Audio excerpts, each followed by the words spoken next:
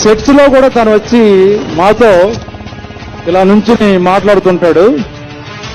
ఆ పక్క చూస్తుంటాడు, అక్కడ ఫైట్ రిహార్సల్ జరుగుతుంటది. మళ్ళీ చూసి ఇలా మాట్లాడుతుంటాడు, ఇలా అనుకుంటుంటాడు. చూసి టేక్ రెడీ అంటే అక్కడికి వెళ్ళి రిహార్సల్ చేయడు, డైరెక్ట్ గా షార్ట్ చేసి వచ్చి వెళ్ళిపోతాడు. సరే ఫైట్స్ కదా ప్రావీణ్యం ఉందేమో అనుకున్నాను. ఒక సాంగ్ రిహార్సల్ జరుగుతుంటది, డాన్సర్లు ఒళ్ళు పిలిచేసుకుంటారు. మాతో మాట్లాడుతూ ఇలా ఇలా తిరుగుతూ మాట్లాడుతుంటే ఒక పక్క చూస్తుంటాడు అటు ఇటు. చూసి అన్ని మాట్లాడి టేక్ అనగానే వెళ్ళి దర్దర్దర్లు ఆడించి మళ్ళీ వచ్చేస్తాడు. సరే మంచి డాన్సర్ కదా చిన్నప్పటి నుంచి అనుకున్నా.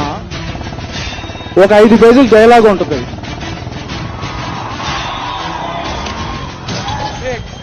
టేక్ అని చెప్పి టేక్ దర్దర్దర్దర్లు ఆడించి